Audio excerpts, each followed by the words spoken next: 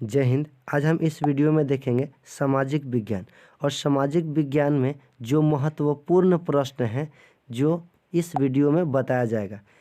पूरे सामाजिक विज्ञान से 700 प्लस ऑब्जेक्टिव महत्वपूर्ण प्रश्न को सिलेक्ट किया गया है जो 2023 में पूछे जाने की बहुत ज़्यादा संभावना है।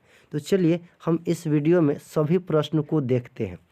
इस वीडियो में जो भी प्रश्न है उस प्रश्न को हम ऑप्शन न दे करके डायरेक्ट क्वेश्चन और आंसर आप लोगों के साथ शेयर कर रहे हैं ताकि समय बहुत कम लगे। तो चलिए हम सभी प्रश्न को देखते हैं। चलिए, पहला नंबर आपका प्रश्न है कि बोल्शेविक क्रांति कब हुई थी। तो सही आंसर होगा नवंबर 1917 में।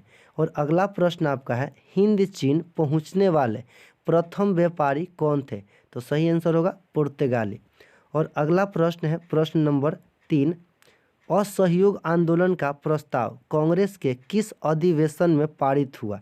तो सही आंसर होगा सितंबर 1920 कोलकाता। और चौथा नंबर प्रश्न है राष्ट्रीय स्वयंसेवक संघ की स्थापना कब और किसने की। तो सही आंसर होगा 1925 के बी हेडगवार। बहुत ही इंपॉर्टेंट प्रश्न है, ये बहुत बार पूछा गया है, यानी इस प्रश्न को आप रिपीटेड क्वेश्चन कह सकते हैं। अगला प्रश्न है क्वेश्चन नंबर यानी कि 5, इंग्लैंड में सभी स्त्री एवं पुरुषों को वयस्क मताधिकार कब प्राप्त हुआ। तो इसका आंसर होगा 1918 में। चलिए अगला प्रश्न है प्रश्न नंबर 6, कौन सा सामाजिक वर्ग बुद्धिजीवी वर्ग के रूप में उभर कर आया। तो सही आंसर होगा मध्य वर्ग। चलिए अगला प्रश्न आता है प्राचीन काल में किस स्थल मार्ग से एशिया और यूरोप का व्यापार होता था। तो सही आंसर होगा रेशम मार्ग। इसके बाद 8वां नंबर प्रश्न है आर्थिक संकट के कारण यूरोप में कौन सी नई शासन प्रणाली का उदय हुआ था।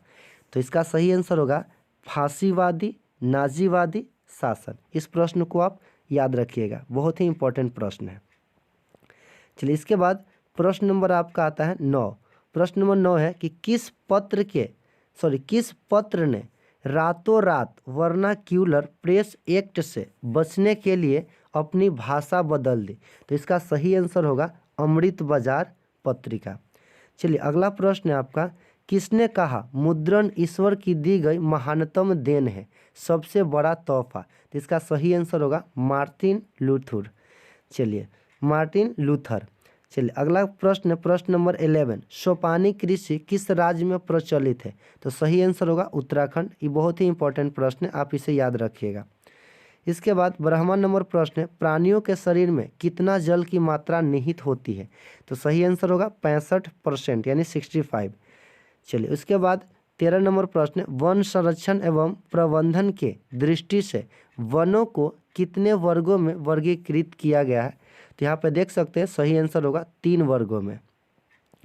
चलिए अगला प्रश्न है 14, एक एनजीओ की वानिकी रिपोर्ट के अनुसार 1948 में यानी 1948 में विश्व में कितने हेक्टेयर भूमि पर वन का विस्तार है।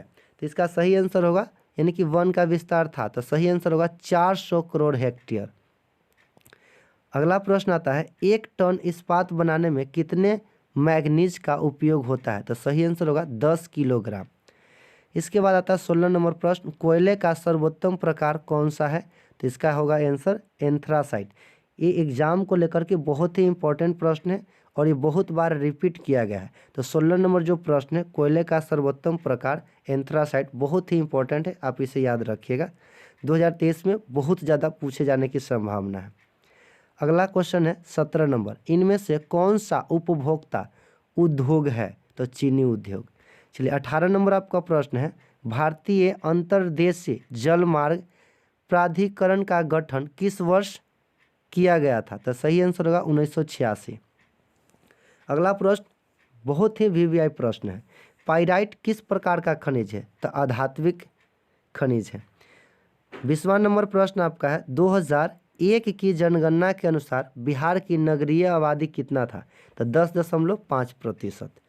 अगला है 21 नंबर प्रश्न निम्नलिखित व्यक्तियों में से कौन लोकतंत्र में रंग भेद के विरोधी नहीं थे? तो सही आंसर होगा जेड गुड्डे। इसके बाद प्रश्न नंबर 22 है, सांप्रदायिक राजनीतिक के धारणा पर आधारित है। तो इसका सही आंसर होगा एक धर्म दूसरे धर्म से श्रेष्ठ है। चलिए इसके बाद 23वां नंबर आपका प्रश्न आता है कि संघ सरकार का उदाहरण है। तो संघ सरकार का उदाहरण अमेरिका है। चलिए बहुत ही इंपॉर्टेंट प्रश्न है 23 नंबर प्रश्न। अगला प्रश्न है 24 यानी कि 24 नंबर प्रश्न है, भारतीय लोकतंत्र में सत्ता के विरुद्ध जन आक्रोश की दशक से है। तो कब से है? तो इसका सही आंसर होगा 1970 के दशक से यानी कि है। अगला प्रश्न आता है 25, चिपको आंदोलन निम्नलिखित में से किससे संबंधित है? चिपको आंदोलन किससे संबंधित है? तो पेड़ बचाने से संबंधित है, ठीक ना। इसमें महिलाओं पेड़ को काटने से रोकती थी, तो इसका सही आंसर होगा पेड़ बचाने से। अगला है तारी विरोधी आंदोलन निम्नलिखित में से किस प्रांत से शुरू किया गया? तो सही आंसर होगा आंध्र प्रदेश से। चलिए प्रश्न नंबर आता है 27 आपका यह है प्रश्न, राजनीतिक दलों की NIEB सर्वप्रथम किस देश में पड़ी? तो सही आंसर होगा ग्रेट ब्रिटेन में। अगला प्रश्न आपका आता है, गठबंधन की सरकार बनाने की महत्तम संभावना किस प्रकार की दलीय व्यवस्था में रहती है?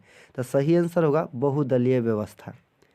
अगला प्रश्न आपका आता है 29, निम्नलिखित में से कौन सा राष्ट्रीय दल नहीं है? तो इसका सही आंसर होगा लोक जनशक्ति पार्टी। इसके बाद आता है 30वां नंबर प्रश्न, इनमें से किस देश में मिश्रित अर्थव्यवस्था है? ये प्रश्न बहुत बार पूछा गया है, जो आपको 2023 में पूछे जाने की संभावना है। इसे रिपीटेड क्वेश्चन आप कह सकते हैं, बहुत बार ये क्वेश्चन पूछा गया, 100% 2023 में पूछे जाने की संभावना है। तो इसका सही आंसर होगा भारत, यानी कि भारत देश में मिश्रित अर्थव्यवस्था है। चलिए अगला प्रश्न आपका आता है, इनमें से किसे पिछड़ा राज्य कहा जाता है? तो बिहार को पिछड़ा राज्य कहा जाता है। अगला है शेयर बाजार की नियामक संस्था है। तो शेयर बाजार की नियामक संस्था है SEBI, यानी कि इसका पूरा नाम अगर देखा जाए फुल फॉर्म, तो द सिक्योरिटीज यानी कि the securities exchange board of India, यानी कि इसका पूरा नाम है SEBI का। चलिए अगला प्रश्न आपका आता है 33 नंबर, इनमें से कौन यानी कि संस्थागत वित्त का साधन है? तो सही आंसर होगा व्यावसायिक बैंक। और अगला प्रश्न है 34 नंबर, भारत की वित्तीय राजधानी किस शहर को कहा जाता है? तो मुंबई को कहा जाता है। चलिए अगला प्रश्न 35 नंबर, इनमें से कौन एक बीमारू राज्य नहीं है? तो कर्नाटक जो है से बीमारू राज्य नहीं है। प्रश्न नंबर 36, वैश्वीकरण के मुख्य अंग कितने हैं? तो इसका सही आंसर होगा 5। 37 नंबर प्रश्न, भारत में उपभोक्ता संरक्षण अधिनियम की घोषणा कब हुई? तो इसका सही आंसर होगा 1986। चलिए इसके बाद 38 नंबर प्रश्न है, स्वर्ण भूषण की शुद्धता को सुनिश्चित करने के लिए किस मानचित्र को यानी कि होना आवश्यक है? तो सही आंसर होगा हॉलमार्क। चलिए आगे क्वेश्चन है 39 नंबर, नदियों में बाढ़ आने का प्रमुख कारण क्या है? तो वर्षा ज़्यादा होगा तो नदियों में बाढ़ आएगा, तो सही आंसर होगा वर्षा की अधिकता। चलिए भूकंप संभावित क्षेत्रों में भवनों की आकृति कैसी होनी चाहिए? तो इसका सही आंसर होगा आयताकार, यानी आयत के आकार का भवन निर्माण होना चाहिए। इसके बाद 41 यानी 41 नंबर प्रश्न है, ब्रेस्ट लिटोवस्क की संधि किन देशों के बीच हुई थी? तो सही आंसर होगा रूस और जर्मनी के बीच।